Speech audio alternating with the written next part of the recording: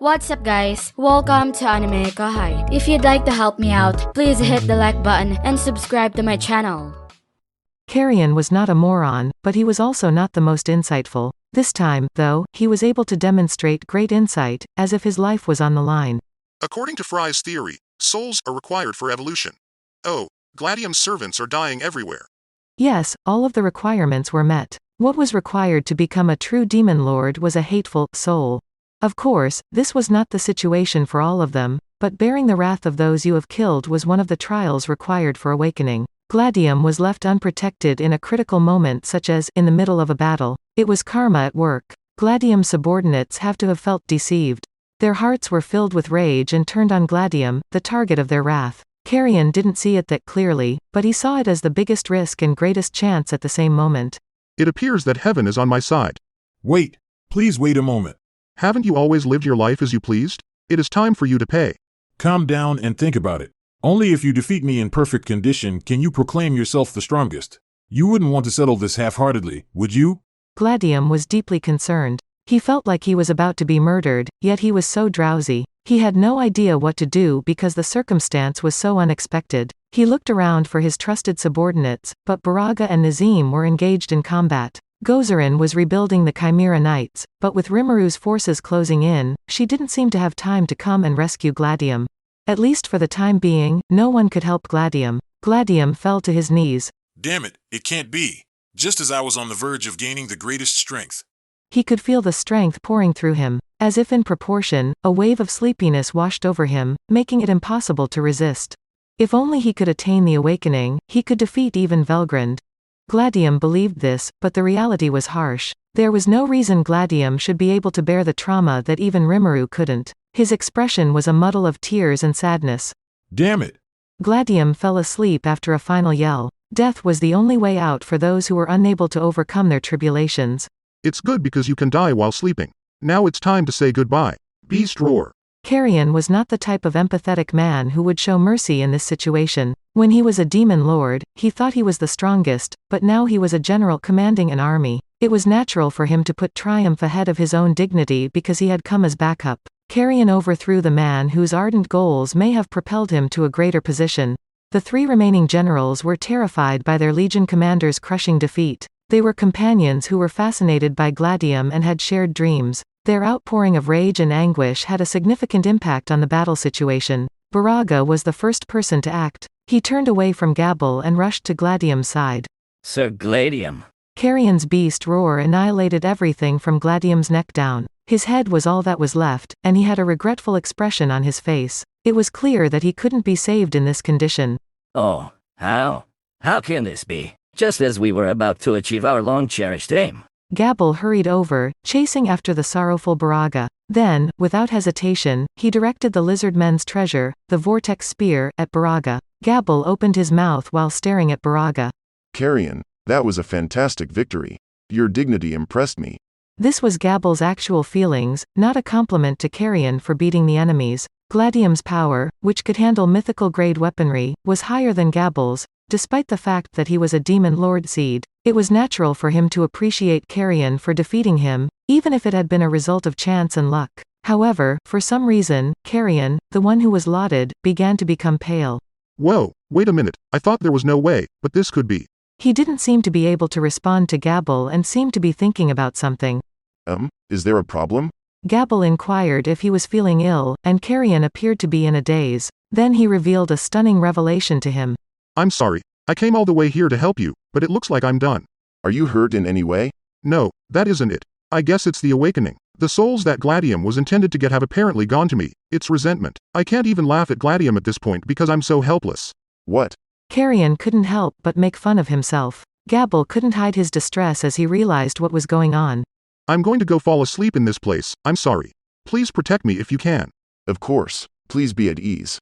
Gabble smiled, as though to comfort Carrion. Carrion reciprocated the smile before collapsing on his back. He then drifted off to sleep, saying one last time that he hoped to awaken safely. Even though he appears courageous, he was unable to avoid the evolutionary nap.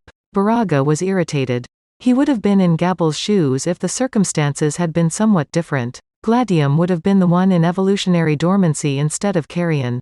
Whoa, There is no way I can forgive you. I'm not going to let you take advantage of this when you've done nothing to deserve it. In a frenzy, he focused his venomous gaze on Gabble and Carrion. The gleaming relic of Gladium was held in Baraga's hand. The white tiger claw was the greatest mythical grade weapon, a weapon that reflected the will of its possessor, whom it regarded as its master. White tiger claw, lend me your strength. Please allow me to avenge Sir Gladium's death. The white tiger claw's radiance brightened in response to Baraga's voice. The light converged, becoming a spear. You've recognized me as your master. Baraga was overjoyed. He had the azure dragon spear, which had been converted from the white tiger's claw, in his hand. Was it Gabble? I'm going to kill you and get rid of the thief who's sleeping over there. What nonsense. I, too, have forged an agreement between men. You should know that Carrion's evolutionary sleep will not be disturbed in any way. Gabble retorted. As a result, the fight between the two men resumed. Frey, who had been fighting while flying at great speeds, had also been utilizing her clairvoyance, the celestial eye, extra skill that allowed her to pick up the coordinates of a specific region and see everything inside it. Oh, that's how evolution works? Frey had a clear head and could understand what was going on the ground. Frey had arrived at the correct answer even while fighting Nazim. It can't be, Sir Gladium. It's true that luck is a component of strength. How dare you? You can't even beat me. So how dare you make fun of Sir Gladium? That is not correct. I was simply stating the truth, not mocking him. Besides, I'm not the helpless one. I've just not struck yet. I hope you didn't misinterpret my actions. Frey's prowess as an ex-demon lord was not to be ignored, despite the fact that she rarely initiated her own moves. Although the vermilion bird, Nazim had greater magicule quantity, Frey had merely used speed and technique. All you do is run away and talk a big game. You'll have to wait until the fight is over to determine whether I was exaggerating or not. She wasn't going to be beaten in this debate. There are those in this world who excel at making their opponents feel uneasy. Frey was one of those people, and even Demon Lord Milam couldn't beat him. And Frey was doing more than simply flying about. She was analyzing her opponent and looking for flaws. She was never going to win by force. Frey was quicker, but her opponent was more powerful. Frey would be outmatched at this rate, but opportunities to win could be found in places that were unexpected. You're feeling impatient. How could you? I can finally see souls thanks to these eyes. It's a highly useful skill. Frey had noticed that her extra skill, Celestial Eye, had improved in performance. She grinned, believing it would give her an edge in the fight. Furthermore, she was certain that the knowledge she had just gotten would be the deciding factor in her victory. What exactly did you say you can see? Nazim spat venomously, her claws eventually grabbing Frey's arms. Nazim chuckled and smiled. The harpy's claws possessed the effect of magic interference, and could block the captive opponent's skills. You're such a moron. Did you become so engrossed in a conversation that you got caught? Nazim's tone lightened as she realized she had won. This attitude demonstrated Nazim's impatience even more. Frey remained composed in the face of peril. She continued to stare at Nazim, confirming her impatience. Take this, Shockwave! The onslaught of Nazim began from here as if it were a one-sided battle. The crash ripped Frey's garments apart.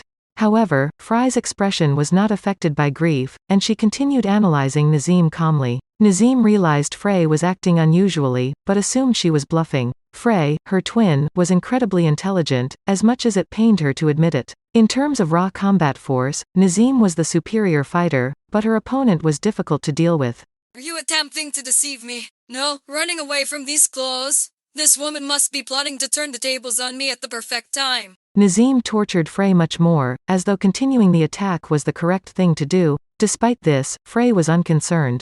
Just a little bit more. Frey whispered gently, but the words were audible to Nazim. What do you mean by that? She couldn't help but wonder. Aren't you about to be awakened? The number of magicules you have increased substantially since the beginning of the battle. It appears that when you awaken, you will sleep like Gladium. All I have to do now is wait for that moment. With a mischievous look on her face, Frey remarked. Nazim turned pale. Having noticed the signs, she had questioned if it was conceivable. This was the source of Nazim's irritability.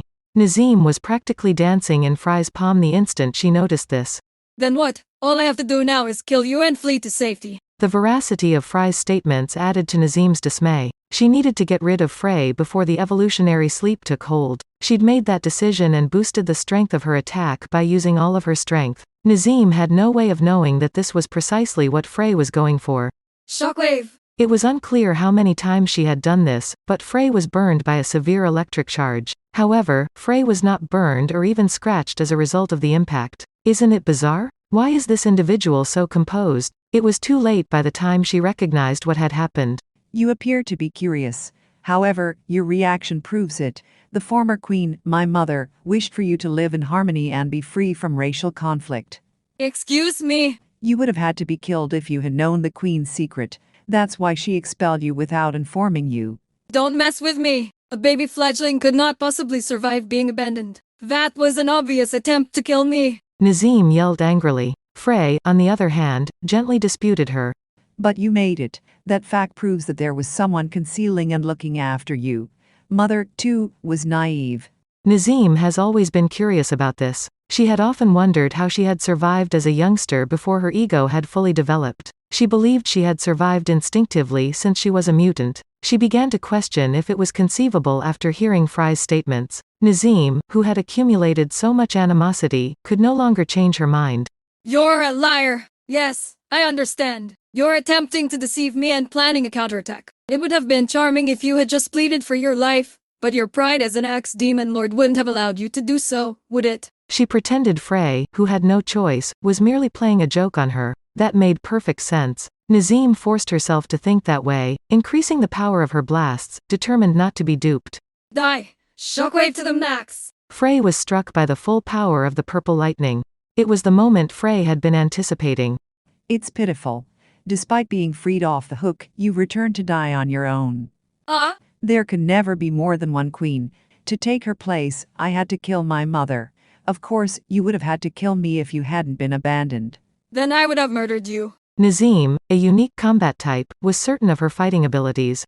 Although she lagged behind Frey in terms of flying speed, she was superior in every other way. She was on the verge of winning the battle since there was no way she could lose in a fight. Nazim intended to mock Frey's statements because they were not even genuine.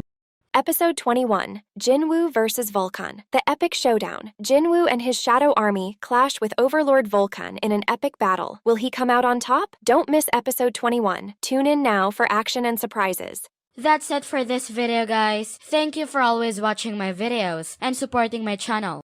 A big thanks to the AnimeKouhai patrons who made this video possible.